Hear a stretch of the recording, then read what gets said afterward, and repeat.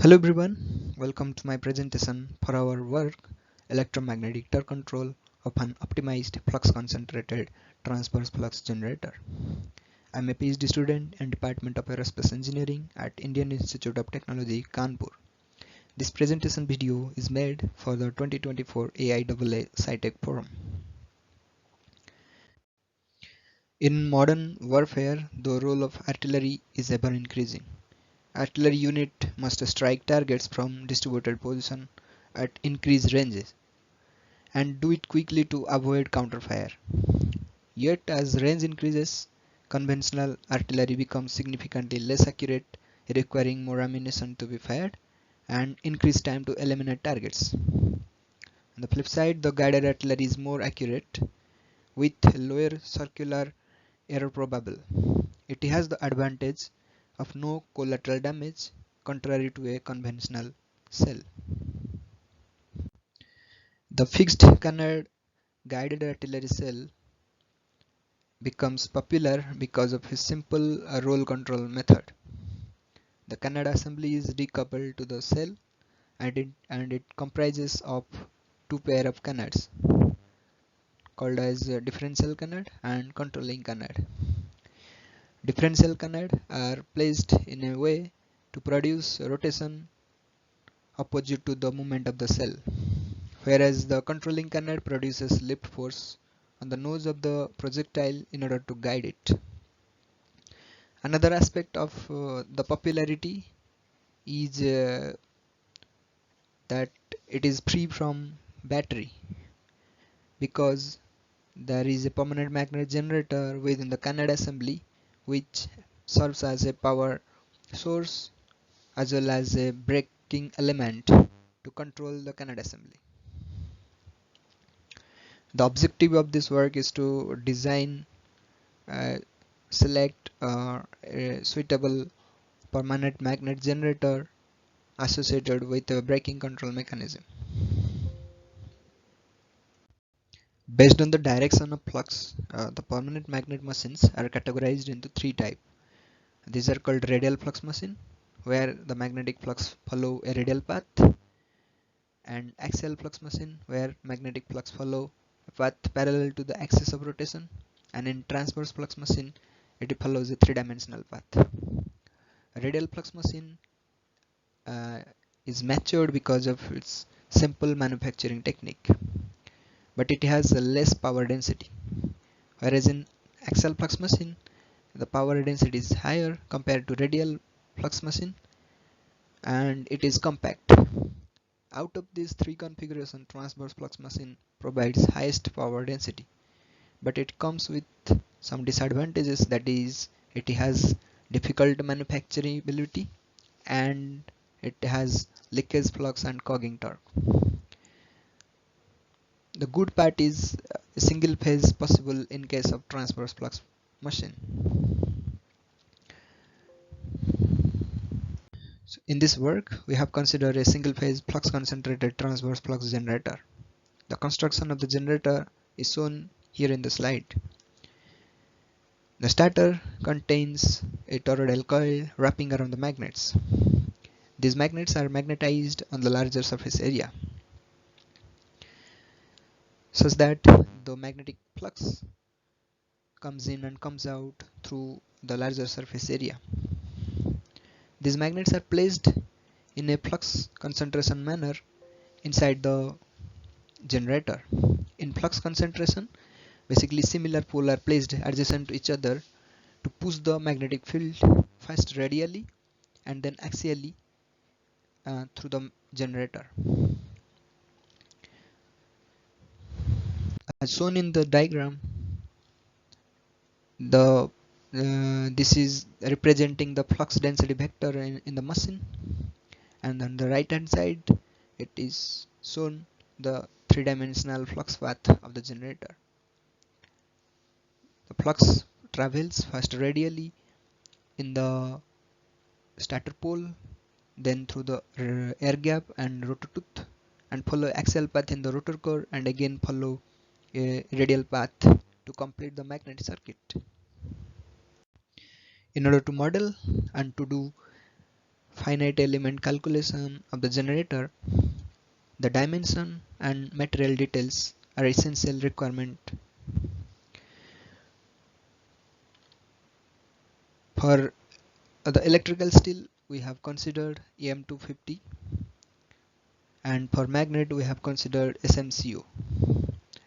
These are the dimensions of the flux concentrated transverse flux generator. So out of this, only 4 parameters are considered to optimize the machine. As we know that transverse flux machine has disadvantages of clogging torque and leakage flux. So by optimizing, we can minimize the leakage flux and improve the performance of the generator. So these dimensions are the length of the rotor tooth, width of the rotor tooth, the air gap length and height of the rotor tooth. Before doing optimization on the generator, now let's see different manufacturing technique and its effect on the performance of the machine. The overall performance of the generator rely upon the average air gap flux density, and it is observed that with increase in stacking factor, the air gap flux density improves. Stacking factor decides the length of insulation during the stacking process of electrical steel.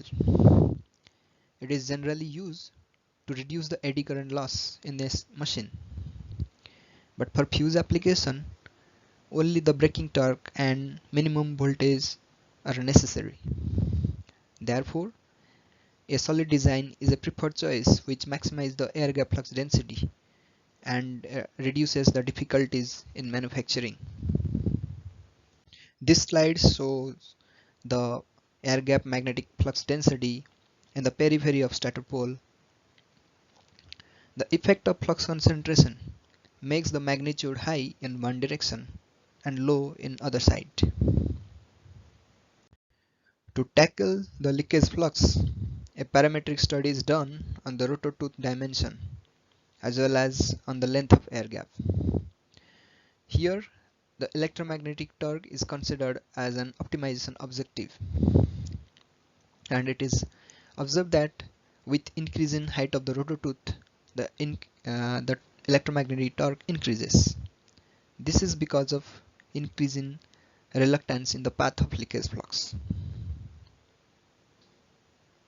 As shown in this figure, before optimization, the flux density in the gap was 0.14 Tesla, but after increasing the height of the rotor tooth, the reluctance increases and the flux density reduces to 0.1 Tesla, making electromagnetic torque maximum in this case.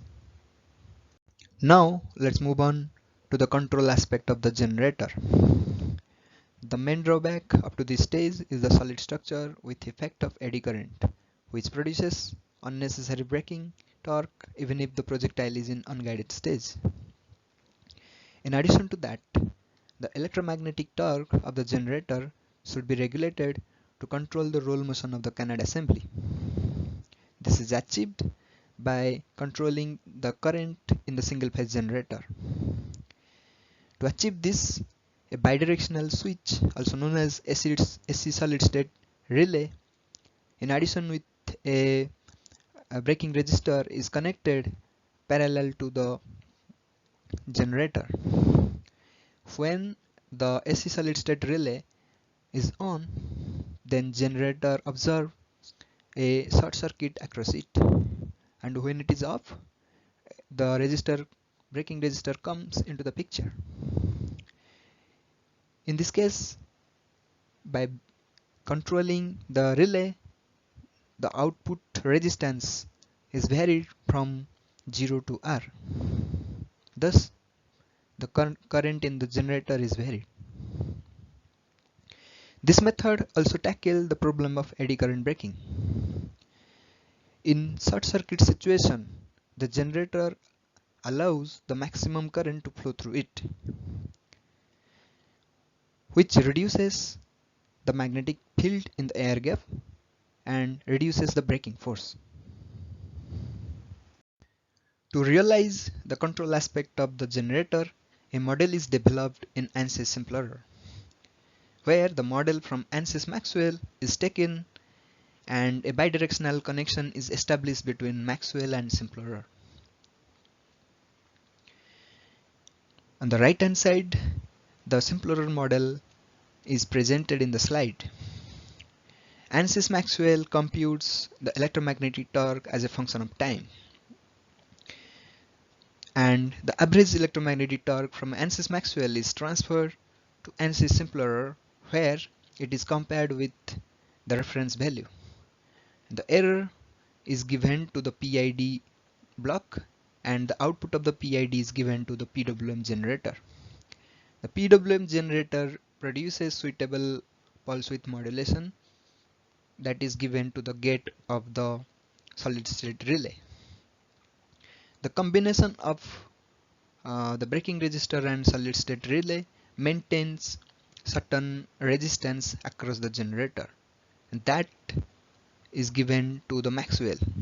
Maxwell computes the updated electromagnetic torque, and the whole process works in a loop. The PID controller is tuned to achieve the desired torque in the generator. As shown in the figure, two reference torque of 0.4 and 0.5 Newton meter is given as torque reference to the torque control system.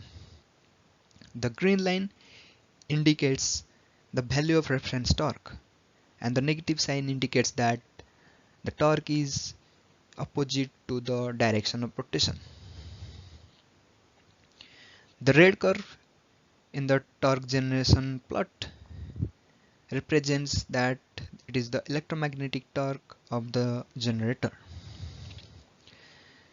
Also, the solid state relay circuit limits the eddy effect in its circuit configuration. As shown here, during open circuit condition, there was finite amount of electromagnetic torque in the generator, which reduces the control band. But by implementing short circuit test in the braking circuit, the eddy effect reduces by 64%, which increases the control band. This paper presents benefits, challenges, electromagnetic simulation, and 3D flux path of a flux concentrated transverse flux generator. We then highlight the solid structure design, which improves the performance of the generator and reduces the manufacturing difficulties. The leakage flux is also discussed, and a parametric optimization on 4 design variables is demonstrated. By increasing the height of the rotor tooth, the leakage flux is dropped and improvement is done on the electromagnetic braking torque. Also, to control the electromagnetic torque, a bidirectional solid state relay is presented, which not only regulates the electromagnetic torque but also increase the control bandwidth by reducing the eddy effect in the machine. With that, I would like to end my presentation, and if you have questions, then you may contact in my email ID. Thank you.